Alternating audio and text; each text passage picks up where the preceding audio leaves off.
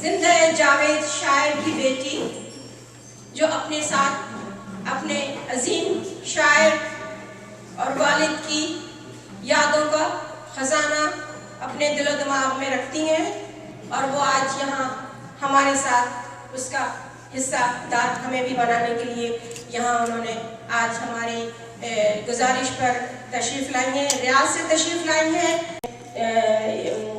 گزارش کرتی ہوں محترمہ رضا ریاض صاحبہ سے کہ وہ آئیں اور یہاں تشریف رکھیں۔ باشعور قومیں اپنے ورثے کی قدر بھی کرتی ہیں اور اس قدردانی پر فخر بھی کرتی ہیں۔ آج کی شام ہمیں تھوڑا سا موقع ملا ہے کہ ہم اپنے بارے میں خود کو یہ احساس دلا سکیں کہ ہم بھی اپنے ورثے کی قدر کرتے ہیں اور قدر کرنے والوں کی قدر کرتے ہیں اور بہت فخر محسوس کرتے ہیں اور بہت مسرت اور خوشی محسوس کرتے ہیں کہ جب اس ورثے کی قدردانی کا کرنے والا بھی اگر ہمارے پاس ہو تو ہم اس کی بھی قدر کرتے ہیں۔ اور رضا ریاض صاحبہ نے جو ایک ذمہ لیا ہے اپنے اوپر اپنے والد کی یادوں کو زندہ رکھنے کا اور دوسروں کے دلوں میں بھی تازہ کرتے رہنے کا، یہ ایک بہت بڑا کام ہے جو یہ کر رہی ہیں، نہ صرف پاکستان کے اندر بلکہ پاکستان سے باہر، اور خدا بھی ان کو اس کا اجر دے گا۔ یہ دوہرا ثواب کما رہی ہیں، ایک تو یہ اپنے والد کی ایک طرح کی خدمت کر رہی ہیں ایک طرح سے، اور یہ ثابت کر رہی ہیں کہ بڑے لوگ ہمیشہ زندہ رہتے ہیں، اور پھر وہ تو خالق ترانہ پاکستان ہے، پاکستان کو خدا ہمیشہ رہتی دنیا تک قائم رکھے، اور وہ پاکستان جب تک زندہ رہے تا قیامت رہے گا۔ یقیناً ہماری دعائیں ہیں، ہماری تمنائیں ہیں، ہمارے خواب ہیں، ہماری آرزویں ہیں، ہماری سانسیں جڑی ہوئی ہیں اس سے، ہم چاہے جتنے بھی دور ہوں ہماری سانسیں جڑی ہوئی ہیں، ہمارے بزرگوں کی قبریں ہیں وہاں، ہم کیسے پاکستان کے لیے دعا کو نہیں رہ سکتے؟ تو پاکستان زندہ ہے، پاکستان زندہ باد، پاکستان کے لیے جس نے جتنا بھی حصہ ڈالا ہے وہ سب زندہ باد، وہ سب زندہ ہیں اور وہ سب زندہ رہیں گے۔ اور جناب ابو الاثر حفیظ جالندری بھی ہمارے قابل فخر شاعر، وہ بھی ہمیشہ زندہ رہیں گے، زندہ جاوید شاعر ہیں، اس لیے کہ وہ خالق ترانہ پاکستان ہے۔ اور آج ہمارے لیے بڑے فخر کی بات ہے کہ ان کی صاحبزادی اپنے والد کی اس عظیم شاعر کی یادوں کا خزانہ لے کے ہمارے پاس بیٹھی ہوئی ہیں لٹانے کے لیے۔ لیکن اپنا تعارف کروائیے، کیجیے، یوں تو آپ کسی تعارف کی محتاج نہیں ہیں کیونکہ آپ صاحبزادی ہیں، آغوش میں پلی ہیں حفیظ جالندری کی، جن کا خطاب ابو الاثر ہے، جو ابو الاثر ہو پھر اس کا کیا کہنا، اور پھر وہ سدا بہار نغمہ ابھی تو میں جوان ہوں، یہ اس نغمے کا خالق تو ویسے بھی زندہ جاوید ہی رہنا، جو جوان ہی رہے اس پہ کیسا زوال آئے گا، اور یہ نغمہ بھی سدا بہار ہے، اپنے جیسے اس کے بولے وہ نغمہ یہ ہے زندہ اور زندہ رہے گا۔ اور آج یہ دیکھیے ہمیں مزید کچھ بتائیے اور پھر ہمیں شریک کیجیے ہمارے اپنے ہم سب کے اپنے حفیظ جالندری ابو الاثر کی یاد میں۔ شکریہ۔ مجھے بالکل احساس ہے، لیکن حفیظ صاحب کا یہ ایک شعر ہے کہ پری رخوں کی زباں سے کلام سن کے میرا، پری رخوں کی زباں سے کلام سن کے میرا، بہت سے لوگ میری شکل دیکھنے آئے۔ تو اچھا نہیں، پھر وہ خیر میں بہت بہت شکر گزار ہوں کہ آپ لوگوں نے میرے والد ابو الاثر حفیظ جالندری کو اتنی عزت بخشی، انہیں یاد کیا، اور ابھی تک آپ یاد کرتے ہیں، اور وہی کہ یہاں تک کہ ان کے بچے جو ہیں، ہم لوگ، میں ان کی بیٹی ہوں، میرے بچے، ان کو آپ اتنی عزت دے رہے ہیں، تو میں آپ کی بے حد شکر گزار ہوں۔ اور میں کیا کرتی ہوں وہ تو کوئی ایسا قابل نہیں ہے کہ میں آپ کو سناؤں، لیکن ڈاکٹر پنہا کی میں بہت شکر گزار ہوں کہ بالکل کیجیے وہ پاکستان ایسوسی ایشن کا، میں نے کچھ بھی نہیں सब कहाँ कुछ लालो गुल में नुमायां हो गई, सब कहाँ कुछ लालो गुल में नुमायां हो गई, खाक में क्या सूरतें होंगी कि पिन्हा हो गई। तो पिन्हा ऐसे है कि मुझे वाकई में पहले नहीं मालूम था कि इतनी बड़ी शायरा यहाँ पर मौजूद हैं, ऑस्टिन में हैं।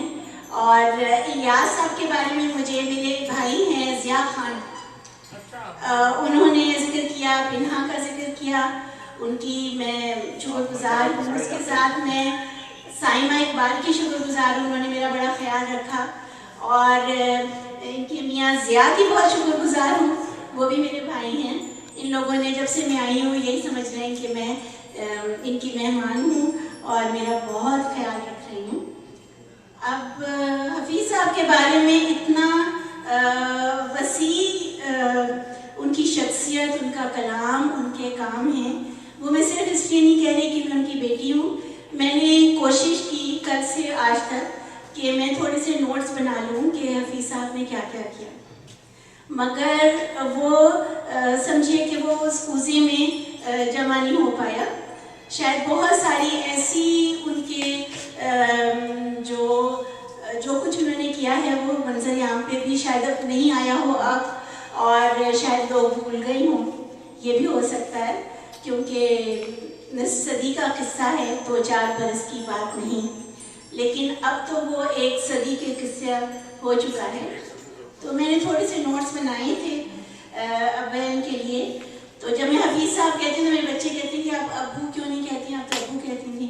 तो खैर आप लोग नहीं पहचानेंगे कौन, सबको अपने अब्बू बहुत प्यारे होते हैं, तो इसलिए हफीज़ जालंधरी सन 1914 जनवरी को जालंधर में पैदा हुए थे। बहुत से लोगों को पता होगा, बहुत से लोग नहीं जानते होंगे, क्योंकि अमेरिका में मैंने ये देखा है कि फुर्सत ही करोना है, फुर्सत ही नहीं मिलती, अफकार मईशत के फुर्सत ही नहीं देते। सब इतने मसरूफ़ हैं कि शायद अपनी अजीज़ों की जो बर्थडेज हैं वो भूल जाते हैं, तो कहाँ हफीज़ साहब को याद रखें, वो भी भूल गए। बिल्कुल, तो यही हाल है कि 14 जनवरी को हफीज़ साहब जालंधर में पैदा हुए, और हमारा जो घराना था वो ख़ासा मजहबी था। मेरे जो दादा थे शमसुद्दीन, हाफिज़ शमसुद्दीन थे, कुरान हाफिज़ थे, और अपने बच्चों को भी वो ऐसी जो तकारीब थी जैसे कि नात या कलाम था या मिलाद, ऐसी जगहों पे वो अपने साथ लेके जाते थे, यानी बुनियाद हफीज़ साहब की ऐसे ही माहौल में हुई। अब बचपन से वो मुझे कहानी सुनाते थे, मैंने तो 200-300 दफ़ा सुनी, लेकिन कह नहीं सकी कि मैं आप सुना चुकी हूँ। तो पहला शेर वो कहते थे, बेटा हम तख्ती लिखते थे, तो मैं तख्ती लिख रहा था 7 साल की उम्र में, तो मैंने पहला शेर लिखा, मोहम्मद की कश्ती में होऊंगा सवार, तो लग जाएगा मेरा बेड़ा भी पार, मोहम्मद हफीज़ ने बनाई गज़ल, है इस वक्त उस पर खुदा का फजल। तो कहते हैं मैं बड़ा खुश हुआ लिख के, और अपने उस्ताद को दिखाया कि देखिए मैंने शेर लिखा है उस्ताद जी। मैं खाली वहाँ जालंधर में, तो कहती हूँ उस्ताद जी मैं शेर लिखी है। तो खैर हुआ ये कि उस्ताद ने पकड़ लिया कि तू क्या बनेगा, तू शेर लिखता है, और उनको पकड़ लिया, मेरे दादा को बुलाया, दादा ने उनकी पिटाई की कि ये लड़का इतनी छोटी सी उम्र में हाथों से निकला जा रहा है और ये शेर लिखने लगा, और तख्ती लिखते लिखते शेर लिख दिया इसने। खैर पिटाई के बाद फिर वो स्कूल शुरू हो गया उनका, लेकिन ये है अब शायर हजरात यहाँ मौजूद हैं कि छुट्टी नहीं है मुँह से ये काफ़ी लगी हुई, तो नहीं उनके मुँह से भी छुटी, और 11 साल की उम्र तक वो कहते हैं कि मैं अच्छा भला शायर बन चुका था और शेर कहने लगा था। और मुझे भी हैरत होती है जब मैं उनकी हिस्ट्री पढ़ती हूँ या जो बातें याद करती हूँ जो खुद बताते थे कि कोई 17-18 साल की उम्र में वो हिंदुस्तान के काफ़ी मशहूर शायर बन चुके थे, और कुल हिंदुस्तान जो मुशायरे थे उसमें वो हिस्सा लेते थे और बहुत बहुत दाद वसूल करते थे। जबकि उस ज़माने में एक पंजाबी शायर का उर्दू ज़बान में शायरी करना बहुत हैरत की बात थी। तो उन्हीं का शेर है कि हफीज़ अहले ज़ुबां कब मानते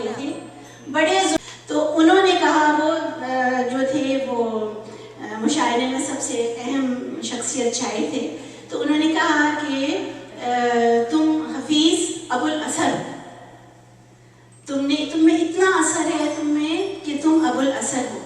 اس کے بعد تمام زندگی انہیں بہت خطابات ملے، انگریزوں سے ملے، پاکستان میں ملے، اور لیکن انہوں نے اپنے نام کے ساتھ صرف ابو الاسد کا نام، ابو الاسد حفیظ جالندری، تو انہوں نے وہ نام ساتھ رکھا۔ پھر پلگرامی صاحب کے وہ ایک طرح سے شاگرد رہے، مگر زیادہ اسلام سے نہیں کروائی، بلکہ وہ کہتے ہیں کہ ان کی جو ہدایات تھیں ان پہ میں نے عمل کیا، جس سے میں نے اپنے کلام کو بار بار دیکھ کے، بار بار ریپیٹ کر کے، اور اسے میں بہتر کرنے کی کوشش کرتا رہتا تھا۔ تو اب پوائنٹس تو مجھے نظر آئیں گے اینک لگا کے۔ اچھا، وہ زمانہ تھا جب پاکستان موومنٹ جو تھی وہ اپنے زوروں پر تھی، انگریزوں کی حکومت تھی، اور مسلمان جو تھے ان کا حال بہت برا تھا۔ تو تحریک پاکستان میں اس زمانے کے زیادہ تر نوجوان اور سب لوگ قائد اعظم کے ساتھ ساتھ چل رہے تھے، تو حفیظ صاحب کیسے پیچھے رہتے؟ انہوں نے تحریک پاکستان میں بھرپور حصہ لیا۔ صرف وہ شاعری نہیں تھی، ان کی بہت سے پہلو تھے کہ جب تحریک پاکستان میں انہوں نے اس طرح حصہ لیا کہ شاہ نامہ اسلام وہ لکھ چکے تھے، تو وہ مسلم لیگ کے جلسوں کے ساتھ ساتھ گاؤں گاؤں کریا کریا جاتے تھے، وہاں پہ شاہ نامہ اسلام پڑھتے تھے۔ اس زمانے میں شاہ نامہ اسلام بہت ہی مشہور ہو چکا تھا، تو شاہ نامہ اسلام سننے بہت لوگ آتے تھے۔ تو اس کے بعد حفیظ صاحب بیچ میں اپنا کلام روک کے چپ ہو جاتے تھے اور کہتے تھے پہلے یہ بوریاں بھر دو مسلم لیگ کے تحریک پاکستان کے لیے، باقی کلام میں بعد میں سناؤں گا۔ تو وہ کہتے ہیں کہ اس زمانے میں 60 اور 70 ہزار روپیہ فی جلسہ جمع کیا جاتا تھا۔ تو اس زمانے میں 60-70 ہزار روپیہ بہت زیادہ پیسہ ہوا کرتا تھا۔ اس کے علاوہ قائد اعظم کے ساتھ انہوں نے کام کیا، بہت سے جلسوں میں قائد اعظم کے پسند کرنے پہ، قائد اعظم کی شخصیت تو آپ کو پتہ ہے کتنی اسٹرانگ تھی، وہ پہلے ان کے اشعار سنتے تھے، نظم سنتے تھے، اور بہت دفعہ انہوں نے اس کا انگریزی ترجمہ کروا کے پڑھا اور پھر کہا کہ ہاں میرے خطاب کے بعد حفیظ پڑھیں گے۔ تو یہ بہت بڑی سعادت تھی، قائد اعظم کے بعد ان کے پسند کرنے پر حفیظ جالندری کا کلام پڑھا جائے، اتنے بڑے جلسے اور پوری قوم جو کھڑی تھی۔ بہت سے لوگ تو ایسے تھے جو قائد اعظم کی انگریزی تقریر کو سمجھ نہیں پاتے تھے، مگر وہ آتے تھے لوگ اور یہ کہتے تھے کہ یہ آدمی جو بھی کہہ رہا ہے سچ کہہ رہا ہے، اور ہمارے لیے جو کہہ رہا ہے وہ دیکھ رہا ہے۔ اسی طرح جب پاکستان بنا ہے 14 اگست 1947 کو، تو ایک تاریخی تقریر جو قائد اعظم محمد علی جناح نے 15 اگست کو ان کی نشر ہوئی تھی ریڈیو پاکستان لاہور سے، ہمارا ملک بننے کے بعد، وہ اس سے پہلے قائد اعظم نے وہ پریپیئر کرتے تھے سب کچھ۔ اگر ہم کچھ پریپیئر کریں تو اس کا یہ مطلب نہیں ہے کہ ہم غلط کرتے ہیں، قائد اعظم بھی اپنی تیاری کر کے آگے بڑھتے تھے۔ تو انہوں نے حفیظ صاحب سے ایک نظم لکھوائی، اور ان کی وہ جو تاریخی تقریر تھی، ان کا جو خطاب تھا، اس کے فوراً بعد حفیظ صاحب کی نظم جو تھی اس کا عنوان ہے نیا دور۔ نیا دور جو ہے وہ فوراً قائد اعظم کی تقریر کے بعد نشر ہوئی تھی، اور وہ حفیظ صاحب کی اپنی آواز میں ریکارڈڈ تھی، جبکہ قائد اعظم کی تقریر بھی اس زمانے میں ریکارڈڈ نشر ہوئی تھی۔ اور حفیظ صاحب کی اس کا یہ شعر ہے، ایک ہی شعر میں نے لکھا ہے، میں تو سمجھی تھی کہ بہت لمبا میں نہیں بولوں، لوگ اکتا جائیں گے۔ نئے دور میں عرش بری باران کرم برسائے گا، نئے دور میں عرش بری باران کرم برسائے گا، فرش زمین پر چاند ستارے کا پرچم لہرائے گا۔ تو یہ جو ہمارا جھنڈا اور ہماری نیا ملک بن رہا تھا، تو نئے دور کی بہت لمبی ایک نظم ہے جو اس کتاب میں تو ہے، کلیات میرے پاس ہے لیکن بڑی خوبصورت۔ تو میں یہ بس بتانا چاہ رہی تھی کہ حفیظ صاحب نے تحریک پاکستان میں بھرپور حصہ لیا۔ اس سے پہلے بھی وہ کافی مشہور شاعر تھے، اور دوسری جنگ عظیم کے بعد 1942 میں انگریزوں نے انہیں ڈائریکٹر آف سانگ پر بھی پبلسٹی بنا دیا۔ وہ زمانے میں دوسری جنگ عظیم میں ہندوستان کے لوگوں کو بھی بھرتی کرتے تھے، تو اس زمانے میں وہ ڈائریکٹر آف سانگ پبلسٹی رہے، اور انہیں سر کا خطاب دیا، جو کہ قائد اعظم کے کہنے پہ جو بہت سے لوگوں نے واپس کیا تھا، حفیظ صاحب نے انگریزوں کے ہاتھ میں دے دیا کہ مجھے سر بننا آپ کا پسند نہیں ہے۔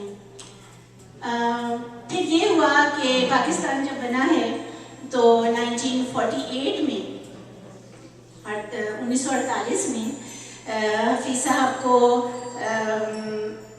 Director of Murray's arm forces بنایا گیا، اور 1948 میں ہی ایک جنگ ہوئی تھی ہندوستان کے ساتھ جو کشمیر کی جنگ سے کہا جاتا ہے۔ بہت سے لوگوں کو نہیں معلوم، مجھے بھی نہیں پہلے معلوم تھا، کہ مجھے یہ پتا تھا کہ 65 اور 71 کی جنگ ہوئی، لیکن 1948 میں جنگ ہوئی جب کہ حفیظ صاحب director of Murray's arm forces تھے، اور وہ جو کشمیر میں جنگ ہوئی تھی جس میں یہ ہمارا آزاد کشمیر لیا گیا ہندوستان سے، اور باقی جو کشمیر تھا وہ انہوں نے اپنا قبضہ رکھا تھا۔ تو حفیظ صاحب ڈائریکٹر موریز ہوتے ہوئے وہ جنگ میں آگے اگلی صفوں پہ چلے گئے، اور وہ اس زخمی ہوئے، اور انہیں بہت ساری گولیاں لگی تھیں کہ وہ آخری کو مجھے دکھاتے تھے 3-4 گولیاں ان کے بازو پہ لگی ہوئی تھیں، تو اس میں وہ شدید زخمی بھی ہوئے تھے۔ اس کے بعد ایوب خان کے زمانے میں وہ ایڈوائزر ٹو دا پریزیڈنٹ رہے، پھر اس کے بعد ولیج ایڈ ایک محکمہ تھا اس کا، اس میں رہے۔ لیکن کہنے کی بات یہ ہے کہ انہوں نے تعلیم حاصل کی تھی 7ویں جماعت تک۔ 7ویں جماعت کے بعد انہوں نے پراپر اسکول میں تعلیم حاصل نہیں کی، اور اپنے آپ کو سیلف اسٹڈی پہ رکھا، اور انہوں نے عربی، فارسی، انگریزی، ترکی اور ایسے الفاظ جو اردو کی روٹ میں تھے وہ سب زبانوں پہ بے حد عبور حاصل کیا۔ ان کے لیے شاید اسکول کی جو تعلیم تھی وہ سلوور تھی، وہ کہنے کہ وہ چیزیں تو مجھے پڑھائی نہیں رہے جو میں پڑھنا چاہتا ہوں، تو انہوں نے وہ صرف 7ویں جماعت تک اسکول میں پڑھے تھے۔ اس کا یہ مطلب نہیں کہ باقی بچے بھی 7ویں سے بس کرتے، لیکن یہ رہا ہے۔ کشمیر کا ترانہ لکھا تھا ہاں، انہوں نے کشمیر کا ترانہ وطن ہمارا آزاد کشمیر حفیظ صاحب نے لکھا۔ آزاد کشمیر نام بھی کشمیر کو حفیظ صاحب نے ہی دیا۔ پھر وہاں سے صدائے کشمیر ایک ریڈیو اسٹیشن کھولا جس کے ڈائریکٹر بھی حفیظ صاحب تھے، اور کشمیر سے انہیں اتنی محبت تھی کہ کشمیر میں وہ بہت عرصہ جب ہندوستان پاکستان ایک تھا، یعنی بر صغیر ہندوستان میں وہ رہتے تھے، جاتے تھے، وہاں کے حالات تب بھی اتنے برے تھے کہ انہوں نے ایک نظم لکھی، طویل نظم ہے جو کہ ایک بکلیٹ کی صورت میں ہے، تصویر کشمیر۔ وہ میں اس کے کچھ اشعار آپ کو سناؤں گی۔ تو وہ انہوں نے لکھی، اس کا ایک شعر ہے، اس سے پہلے ایک شعر ہے، کشمیر ہے وہ جلوہ مگر اس کی راہ میں، کشمیر ہے وہ جلوہ مگر اس کی راہ میں، فرقت کی وادیاں ہیں پہاڑ انتظار کے۔ تو وہ اس زمانے میں بھی کشمیر تک مسلمان 100% مسلمان ہوتے ہوئے اتنی مشکل تھی کشمیریوں کو، جو کہ آج تک بھی ہے، وہ بھی ایک بہت بڑا المیہ ہے۔ تو اس کے اب 1948 کا میں نے آپ کو بتایا، اور ہاں میں شاہنامہ اسلام کے بارے میں آپ کو بتاتی ہوں کہ ترانے کی وجہ سے تو ہم حفیظ صاحب کو یاد کر رہے ہیں اور کرتے رہیں گے، اور جب تک پاکستان قائم رہے گا ترانہ انشاءاللہ ہمارا بجتا رہے گا قیامت تک انشاءاللہ۔ مگر 1925-26 کی 1925-26 کی بات ہے کہ جب انگریزوں کی حکومت تھی، مسلمانوں کا بہت برا حال تھا، اور مسلمان جو تھے ان کو ہر طرح سے، جو دوسری بھی قومیں تھیں وہ ان کو نیچے کرنے کی پرزور کوشش کر رہی تھیں، کیونکہ انہی سے انہوں نے حکومت لی تھی۔ تو حفیظ صاحب لاہور میں قطب الدین ایبک کے مزار پر بیٹھے تھے۔ قطب الدین ایبک وہ سپہ سالار تھے جنہوں نے ایک بہت بڑے سپہ سالار اور حکمران تھے ہندوستان کے مسلمان، جنہوں نے فتح کیا تھا ہندوستان کو اور حکومت کی تھی، اور بہت بہادر اور بہت انہوں نے ریفارمز ہندوستان میں کی تھی۔ اس وقت قطب الدین ایبک کا مزار ایسے تھا کہ کوئی عام قبر بھی ایسی نہیں ہوگی، وہاں کتے بلیاں رہتے تھے اور مٹی کا ایک ڈھیر تھا، اور وہ قطب الدین ایبک کا مزار تھا۔ تو حفیظ صاحب نے دیکھا کہ مسلمانوں کے اتنے بڑے شہنشاہ کا جو مزار ہے اس کی یہ حالت ہے، تو مسلمانوں کا کیا حال ہے؟ اس پہ ان کو اتنا، اس رنگ سے انہوں نے ایک فیصلہ کیا کہ میں کچھ تو کروں، کیا کروں؟ تو انہوں نے، ان کا یہ شعر ہے کہ تمنا ہے کہ اس دنیا میں کوئی کام کر جاؤں، تمنا ہے کہ اس دنیا میں کوئی کام کر جاؤں، اگر کچھ ہو سکے تو خدمت اسلام کر جاؤں۔ یہ وہاں سے انہیں خیال آیا کہ میں شاہنامہ اسلام لکھوں۔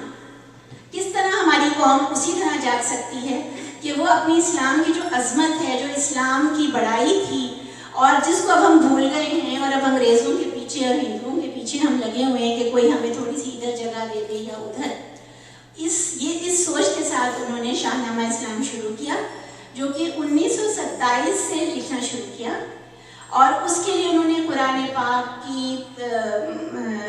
کے مطالعے کے ساتھ مختلف اس کے متراجم اور تفسیریں مختلف، ایک نہیں، اور اس کے ساتھ تفسیروں کے ساتھ تاریخ اسلام کی مختلف کتابیں۔ آپ کو پتہ ہے نا کہ جب اسلام کے بارے میں کچھ لکھا جائے تو ایک لفظ ادھر یا ادھر نہیں ہو سکتا، تو اس کا انہوں نے ایسا مطالعہ کیا کہ بہت بڑے بڑے جو عالم ہیں ان سے بہت زیادہ انہوں نے مطالعہ کر کے اس کو سمجھ کے شاہنامہ اسلام لکھا، جس کی 4 جلدیں ہیں، اور وہ 1927 سے 1947 تک 20 سال میں 4 جلدیں لکھی گئی۔ اور کشمیر کے بارے میں تو میں نے آپ کو بتا ہی دیا ہے۔ قومی ترانے کے بارے میں آپ کو بتاتی ہوں کہ پاکستان جب بن گیا تو ذرا سلو ہیں ہم، تو ابھی قومی ترانہ نہیں تھا، تو 1952 میں پاکستان حکومت نے ایک کمیٹی، ترانہ کمیٹی بنائی، یا اس سے پہلے 51 میں جب لیاقت علی خان زندہ تھے اس وقت بھی یہ کمیٹی بنی تھی، تو اس کے بعد اسے آرگنائز کیا، اور اس کمیٹی نے پورے پاکستان کے جو شعراء تھے، جو لکھنے والے تھے، ان کو دعوت دی کہ آپ سب ترانہ لکھیں اور پاکستان کا ترانہ لکھیں، اور اس میں سے ترانہ جو ہے اس کو چوز کیا جائے گا۔ مگر اس سے پہلے ایم اے چھاگلا صاحب نے ایک دھن بنائی تھی جو کہ منظور ہو گئی کہ یہ ترانے کی دھن ہوگی، اور اس دھن میں ترانے کے الفاظ کو ڈالا تھا، تو 722 ترانے لکھے گئے، اور حفیظ صاحب نے 3 مہینے 20 دن میں یہ ترانہ لکھا، جو اتنا چھوٹا سا ہمارا پاکستان کا ترانہ ہے، اور وہ کہتے ہیں کہ میں 3.5 مہینے کمرے میں بند رہا، اور میں لفظ لکھتا تھا، اس کو تولتا تھا، یعنی دماغ سے اس کو، اور جو کہ پاکستان کیوں بنا، کس لیے بنا، اس کا کیا قائد اعظم کی کیا خواہشات تھیں، مسلمانوں کی کیا آرزو تھی، اور کیا کرنا چاہتے ہیں ہم پاکستان میں، اس سب کو سامنے رکھتے ہوئے، اور پھر وہ جو ایک ریکارڈ تھا اس زمانے میں، وہ بڑا توے والا ریکارڈ پلیئر تھا جس میں میں ان الفاظ کو ڈالتا تھا۔ تو آپ کو میں ایک چیز، اپنے جو بچے ہیں یہاں پہ اتنے زیادہ نہیں ہیں، میری بچے ہیں، وہ شاید جانتے ہوں گے یا نہیں، کہ کہا جاتا ہے جی ترانہ جو ہے وہ تو فارسی میں ہے، اس میں ایک لفظ ہے کا جو وہ اردو کا ہے۔ میں بہت پریشان ہوتی ہوں کہ ترانہ جو ہے اس کا کوئی لفظ بتا دیجئے جو کہ روزمرہ کی زبان میں استعمال نہ ہوتا ہو، کا کے علاوہ ہر لفظ استعمال ہوتا ہے، قوم، ملک، سلطنت، پائندہ، تابندہ باد، سایہ خدائے ذوالجلال، پاک سرزمین، کوئی لفظ تو ایسا بتائیے کہ جو سمجھ ہی نہیں آتا ہو، کیونکہ بالکل اردو جو ہے وہ آپ کی فارسی سے بھی نکلی ہے، عربی سے بھی نکلی ہے، ترکی سے نکلی ہے۔ اردو تو ایسی زبان ہے جس میں ان سب جو زبانیں ہیں اس کا نچوڑ ہے، یا اس میں سے اردو ہے، تو جو ہمارا ترانہ ہے وہ بالکل اردو میں ہے، اور اس کا ہر لفظ سمجھ آتا ہے۔ اور میں یہ اس لیے نہیں کہہ رہی کہ ترانہ میرے والد نے لکھا ہے تو بہت اچھا ہے، کوئی اور ترانہ مجھے سمجھ نہیں آتا، یہ میرے والد کا ترانہ نہیں، یہ تو قوم کا ترانہ ہے، یہ پاکستان کا ترانہ ہے، لیکن اس میں پاکستان کی آرزویں، اس کا عزم، اس کی طاقت اور اللہ تعالیٰ کا جو کرم ہے. پاکستان کا مطلب کیا؟ لا الہ الا اللہ. اسی لیے پاکستان بنا تھا. اس کا ہر بات کا نچوڑ جو ہے وہ ہمارے ترانے میں موجود ہے. تو ترانہ اس طرح بنا تھا. اس کے بعد ترانے سب کے جو 722 ترانے پیش ہوئے، اور حفیظ صاحب کا جو ترانہ تھا وہ ایک بحری جہاز بدر کے عرشے پر، ڈیک پر، وہ ترانہ وہاں کے جو نیوی کا بینڈ تھا اس نے دھن بجائی، اور حفیظ صاحب نے خود وہ ترانہ اس میں پڑھا، اور وہ کمیٹی وہاں پہ موجود تھی، اور وہ ترانہ پھر اللہ تعالیٰ کے کرم سے الحمدللہ منظور ہوا، اور وہ ستمبر 1954 میں پہلی دفعہ ریڈیو پاکستان لاہور سے نشر ہوا تھا. یہ تو حال ہے قومی ترانے کا. اب آپ لوگ پسند کریں تو میں بتا دیتی ہوں کہ تھوڑی سی شعری اور ان کی نثری تصانیف جو ہیں 1922 میں انہوں نے اپنا ایک رسالہ نکالا تھا اعجاز کے نام سے. پھر بہت سے رسائل کے مدیر رہے، جس میں شباب اردو، ہزار داستان، نونہال، تہذیب نسواں، پھول، مخزن، کارزار، حمایت اسلام، اور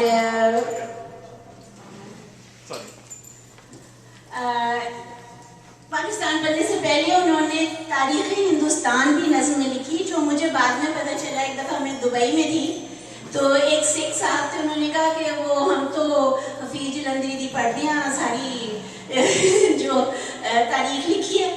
میں نے کہا وہ کہاں؟ وہ ان کے اسکول میں پڑھائی جاتی ہے، تاریخ ہندوستان نظم کی صورت میں ہے، جو کہ پاکستان بننے سے بہت پہلے لکھی گئی تھی، اور وہ اب ہندوستان کا جو سلیبس ہے بچوں کے کتابیں ہیں اس میں پڑھایا جاتا ہے. تو وہ ہندوستان ہمارا. پھر ان کی ہے نغمہ زار، سوز و ساز، ترخوابہ شیریں، چراغ سحر، شاہنامہ اسلام میں نے آپ کو بتایا. بچوں کے گیت اور نظمیں، اس کی بھی 4 والیومز ہیں. بزم نہیں رزم، اور نثر نگاری بھی انہوں نے بہت اچھی. ان کے افسانے ایسے ہیں کہ آپ پڑھیں تو بہت دن آپ کے دل پہ کچھ اثر رہتا ہے. افسانے کا ایک یہی ہوتا ہے، چھوٹا سا افسانہ ہوتا ہے، لیکن آپ پڑھ لیں تو آپ اس کے بارے میں پھر سوچتے رہتے ہیں کہ اگر اچھا افسانہ ہو تو. وہ ہفت پیکر، معیاری افسانے بقلم خود، حفیظ تاشقند میں یہ بھی ان کی کتاب ہے. چمٹی نامہ، نصرانے، اور بچوں کے لیے بہت ساری انہوں نے کہانیاں لکھی. اور ابھی میں نے ٹی وی پہ کوئی بتا رہا تھا کہ مہدی حسن صاحب نے جو پہلا گانا گایا تھا فلم کے لیے، وہ میں نے یہاں پہ لکھ لیا تھا، مجھے نظر آئے گا تو میں آپ کو بتاؤں گی کہ وہ بھی حفیظ صاحب کی ہی غزل تھی. اور وہ اس وقت شاید کاغذ میں نے ادھر ادھر کر دیا. میں وہ شاعرہ کے پاس بیٹھی ہوں، تو شاعر کی بیٹی بھی ہوں، اور 2 شاعرات میرے پاس بیٹھی ہیں، تو اس لیے کاغذ جو ہیں وہ ادھر ادھر ہو گئے. لیکن پہلی جو غزل مہدی حسن نے گائی تھی وہ حفیظ صاحب کی تھی. غزل کے جو اشعار ہیں وہ ادھر ادھر ہو گئے. نہیں، وہ تو تھی فیض صاحب کی. تو اس کا مطلب ہے کہ ابھی جو میں جوانوں کے علاوہ بھی حفیظ صاحب کی غزلیں جو ہیں وہ فلموں میں لی گئی، لیکن وہ فلمی شاعر نہیں تھی، ان کا رجحان اور مختلف جگہوں پہ تھا.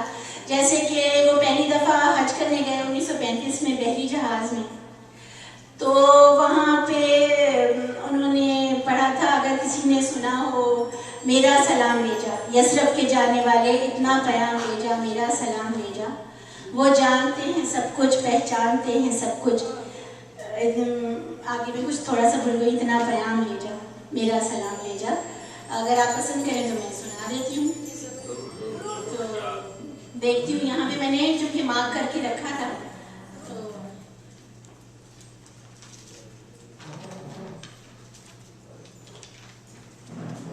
اچھا، پہلے میں ایک چیز اچھا ہوا میں نے یہ مارک کیا تھا. ہم یہاں آئے تو کیونکہ ہم امریکہ سے تعلق نہیں رکھتے، تو ہمیں یہاں ایک کونے میں بٹھایا گیا بڑی عزت کے ساتھ. تو ہم بیٹھ تو گئے اور کسی کو ہم یہاں جانتے نہیں تھے. پنہا بھی اپنا ٹیلی فون بھول آئی تھیں، تو وہ تو انہوں نے کچھ تو کھولنا ہی تھا وہ لینے چلی گئی. تو ہم یہاں کونے میں بیٹھے, میں اور میرے بچے.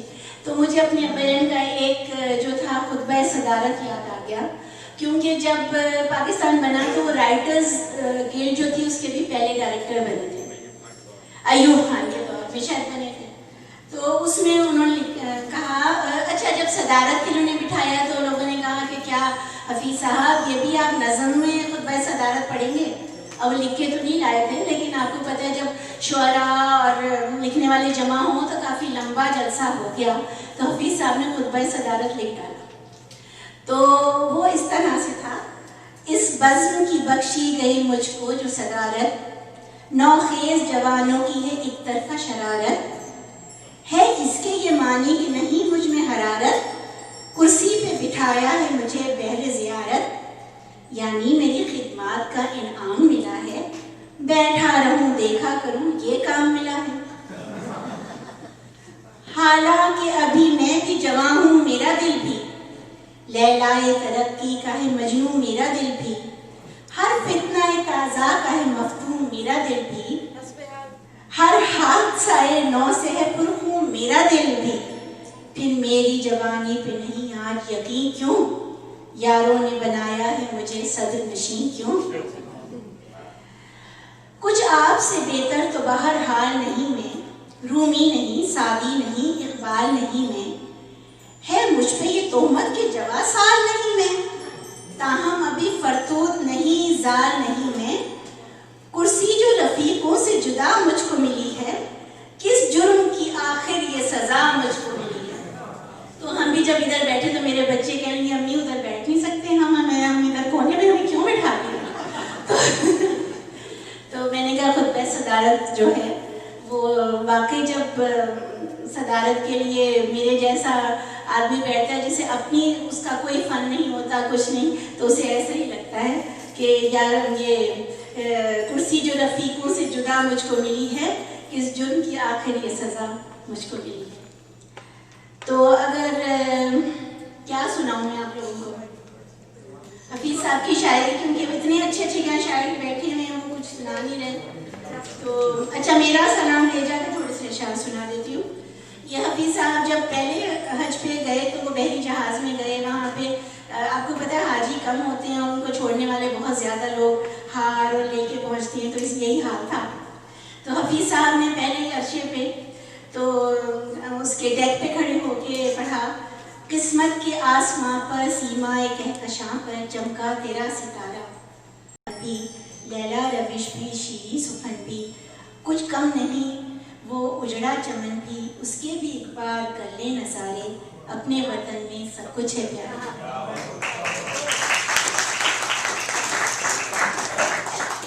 اس حسن میں ہے ہلکا نمک بھی, مہنگا نشہ بھی, لطف غضب بھی, رنگین کلیاں جن میں مہک بھی, دل میں وفا بھی, درد اور تپک بھی, روئے زمیں بھی, چشمے فلک بھی, سب ہے بھکاری بھارت کے دوارے, اپنے وطن میں سب کچھ ہے پیارے. بھارت سے گئے تھے کیونکہ 1938 کا وقت ہے. میخانے بھی ہیں پیرے مغابی, ہنگامے بھی ہیں خاموشیاں بھی, لطف بہارا رنگے خزاں بھی, ساگر بھی موجود آب رواں بھی, جو کچھ یہاں ہے سب ہے وہاں بھی, پھرتے ہو بیکار کیوں مارے مارے, اپنے وطن میں سب کچھ ہے پیارے. سودے وہاں بھی کرتے ہیں, سودے وہاں بھی کرتے ہیں شہری, چلتے ہیں ہر سو سکے سنہری, دیہات پر ہے ایک نیند گہری, لہریں وہاں بھی لیتے ہیں لہری, بازار منڈی تھانہ کچہری, کرتے ہیں دن رات سب وارے نیارے, اپنے وطن میں سب کچھ ہے پیارے. اپنے وطن کے دن رات نیارے, وہ چاند سورج نوری غبارے, وہ ندیاں ہیں امرت کے دھارے, دنیا کے اونچے پربت ہمارے, باغ اور آکاش پھول اور تارے, سب منتظر ہیں میرے تمہارے, اپنے وطن میں سب کچھ ہے پیارے. معصوم معصوم بھولی نگاہیں, معصوم معصوم بھولی نگاہیں, دل ڈھونڈتا ہے جن کی پناہیں, کن حسرتوں سے تکتے ہیں راہیں, وہ گرم آنسو وہ سرد آہیں, مانے نہ مانے چاہیں نہ چاہیں, کھینچیں گے ایک دن ان کے اشارے, اپنے وطن میں سب کچھ ہے پیارے. وہ سیدھی سادی بچوں کی مائیں، زلفیں ہیں جن کی کالی گھٹائیں، آنچل میں جن کے ٹھنڈی ہوائیں. بھولو گے کب تک ان کی وفائیں، کب تک کرو گے ان پر جفائیں. چھوڑا ہے ان کو کس کے سہارے، اپنے وطن میں سب کچھ ہے پیارے. یہ بحال گم رہی پایا گیا ہوں، حرم سے دیر میں لایا گیا ہوں، حرم سے دیر میں لایا گیا ہوں. شکریہ. بلا کافی نہ تھی ایک زندگی کی، بلا کافی نہ تھی ایک زندگی کی، دوبارہ یاد فرمایا گیا ہوں. سپرد خاک ہی کرنا ہے مجھ کو، سپرد خاک ہی کرنا ہے مجھ کو، تو پھر کاہے کو نہلایا گیا ہوں. سپرد خاک ہی کرنا ہے مجھ کو، تو پھر کاہے کو نہلایا گیا ہوں. اور جب میرے والد کا انتقال ہوا تو صبح جب اخبار آیا تو اس میں جو پہلے اوپر ایک شعر تھا وہ یہ لکھا ہوا تھا کہ سپرد خاک ہی کرنا ہے مجھ کو، تو پھر کاہے کو نہلایا گیا ہوں. مجھے تو اس خبر نے کھو دیا ہے، مجھے تو اس خبر نے کھو دیا ہے، سنا ہے میں کہیں پایا گیا ہوں. حفیظ اہل زباں کب مانتے تھے، حفیظ اہل زباں کب مانتے تھے، بڑے زوروں سے منوایا گیا